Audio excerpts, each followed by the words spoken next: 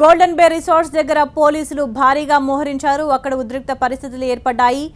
ఏ క్షణాన్నైనా శశికళను బెంగళూరుకు తరలించబోతున్నారు పోలీసులు. ఈ నేపథ్యంలో భారీ బందోబస్తును ఏర్పాటు చేశారు. గోల్డెన్ బే రిసార్ట్స్ దగ్గర పరిస్థితి ఉద్రిక్తంగా మారింది.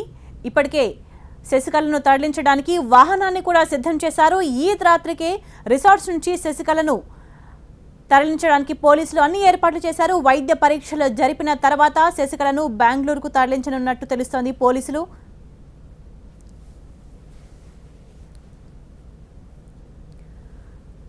తమిళ రాజకీయాలు క్షణక్షణానికి మారిపోతున్నాయి, ఉత్కంఠ రేపుతున్నాయి. ఇవాళ సుప్రీంకోర్టు తీర్పు వెలువడిన తర్వాత రాజకీయ పరిణామాలు వేగంగా మారిపోయాయి. ప్రస్తుతం గోల్డెన్ బే రిసార్ట్స్ దగ్గర పరిస్థితి ఉద్రిక్తంగా మారింది.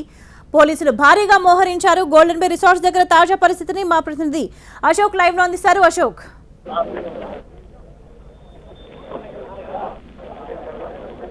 Hello Ashok, golden bay resorts దగ్గర పరిస్థితి ఎలా ఉంది? ఎంతసేపట్లో శశికళను తరలించే అవకాశాలు కనిపిస్తున్నాయి? ఇంకా అదే టెన్షన్ వాతావరణం కొనసాగుతూనే ఉంది. మధ్యాహ్నం నుంచి కూడా శశికళను పోలీసులు బయటికి తీసుకురావడానికి రకరకాలుగా ప్రయత్నాలు చేస్తూనే ఉన్నారు, హడావిడి చేస్తూనే ఉన్నారు. కానీ కొన్ని కారణాల వల్ల లోపలికి పోలీసు అధికారులు వెళ్ళటం, ఆ తర్వాత శశికళ చెప్పింది విన్న తర్వాత మళ్ళీ పోలీసులు బయటకు వచ్చేయటం, చేసిన ఏర్పాట్లన్నీ కూడా విరమించుకోవటం జరుగుతోంది. ఇప్పుడు కూడా 5 నిమిషాల క్రితం మన టీవీ 9లో కూడా చూపించాం. ఒక బస్సుని అరేంజ్ చేశారు శశికళను తరలించడానికి. ఇక్కడ నుంచి భారీ ఎత్తున పోలీసు ఉన్నతాధికారులు అందరూ కూడా ఇక్కడ మొత్తం సిద్ధమైపోయారు. భారీ ఎత్తున మహిళా పోలీసులను కూడా గేటు ముందు మోహరించారు. ఇంకొక 2 నిమిషాల్లోనే 2 లేదా 5 నిమిషాల్లోనే శశికళ బయటకు వచ్చేస్తుందని కూడా చెప్పారు. ఇప్పుడు మళ్ళీ హడావుడి తగ్గిన పరిస్థితి కనిపిస్తోంది. శశికళను ఇంకాసేపట్లోనే బయటికి తీసుకొస్తామని పోలీసు ఉన్నతాధికారులు స్వయంగా చెప్పిన పరిస్థితి ఉంది. కానీ ఈలోపే గవర్నర్ని కలవడానికి వెళ్ళిన మంత్రి పళనిస్వామితో పాటు మరికొంతమంది జయకుమార్తో పాటు ఇంకొంతమంది కొద్దిసేపటి క్రితమే తిరిగి రిసార్ట్ దగ్గరికి వచ్చారు గవర్నర్ దగ్గర నుంచి.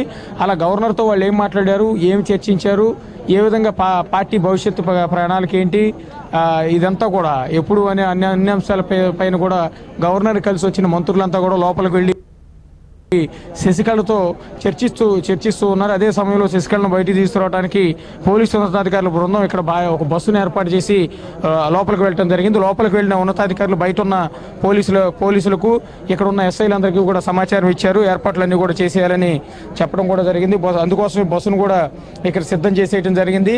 ఆమె ఒక మహిళ కాబట్టి మహిళా పోలీసులు ఎక్కువ మందిని పెట్టడం జరిగింది.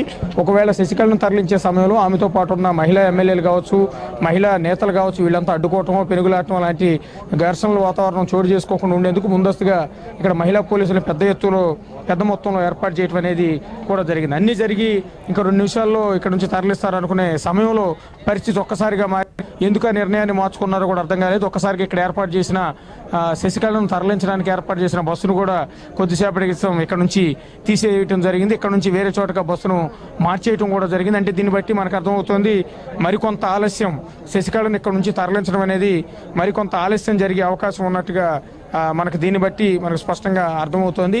మరి అది నైటే తరలిస్తారా లేకపోతే రేపు ఉదయం తరలిస్తారా అన్నది మాత్రం ఇంకా స్పష్టత లేదు.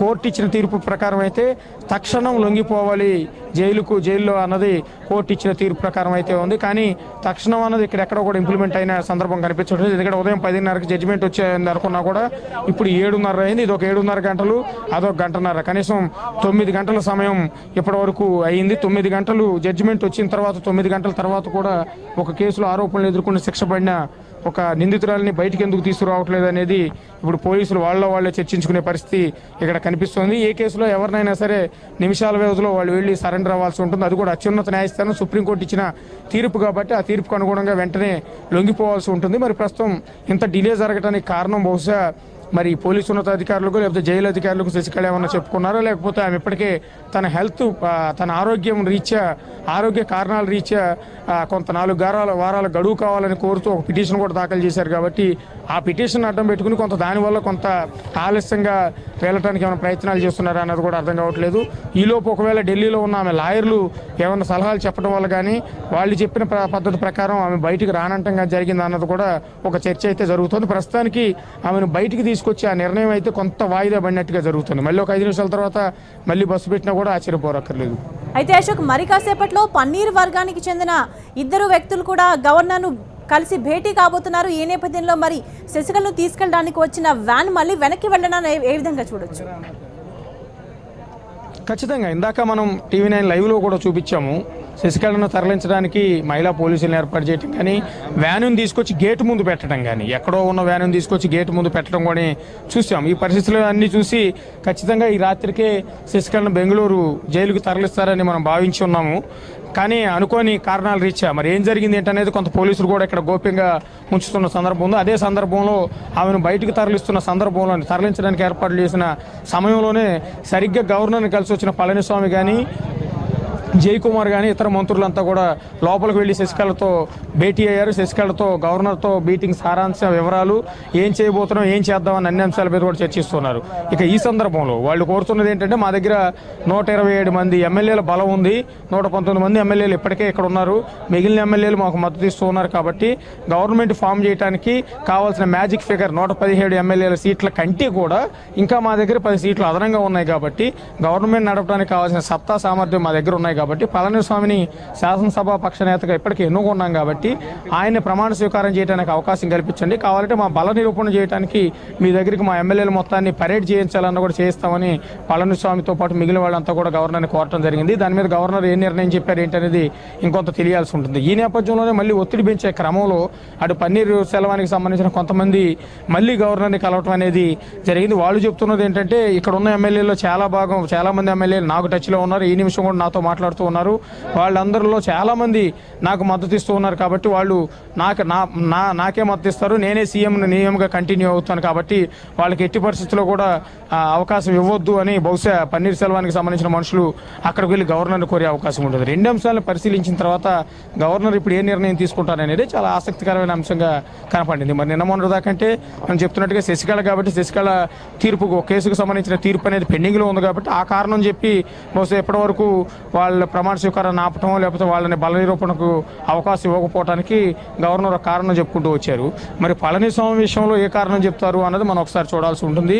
ఇంకా వారం రోజుల కన్నా ఎక్కువ కాలం ఇట్లా డ్రాగ్ చేసుకుంటూ వెళ్ళే అవకాశం కూడా బహుశా గవర్నర్కి కూడా ఉండకపోవచ్చు అనేది న్యాయ నిపుణులు చెప్తున్న సలహాలు. ఇప్పటికీ అటార్నీ జనరల్ కూడా గవర్నర్తో చెప్పడం అనేది జరిగింది. వారం రోజులకు మించి మీరు ఇట్లా ఆలస్యం అనేది చేయకూడదు, శశికళకు ఖచ్చితంగా బల నిరూపణ చేసుకునేందుకు అవకాశం కల్పించాలని ఆయన కూడా కోరటం జరిగింది. ఇవన్నీ పరిగణలో తీసుకున్న తర్వాత ఏం చేస్తారు గవర్నర్ అనేది ఇప్పుడు బాల్ అనేది గవర్నర్ కోర్టులో ఉందని మనం భావించాలి. Right, thank you Ashok. Golden bay resorts దగ్గర పరిస్థితులు ఉద్రిక్తంగా మారాయి. కొద్దిసేపటి క్రితం శశికళను తరలించబోతున్నారు అన్న పరిస్థితుల నుంచి ఒక్కసారిగా సిచ్యుయేషన్స్ మారిపోయాయి. మరికొంత సమయం పట్టే అవకాశం కనిపిస్తోంది. ఎందుకంటే శశికళను తరలించడానికి తీసుకొచ్చిన వ్యాన్ను కూడా అక్కడి నుంచి తరలించారు.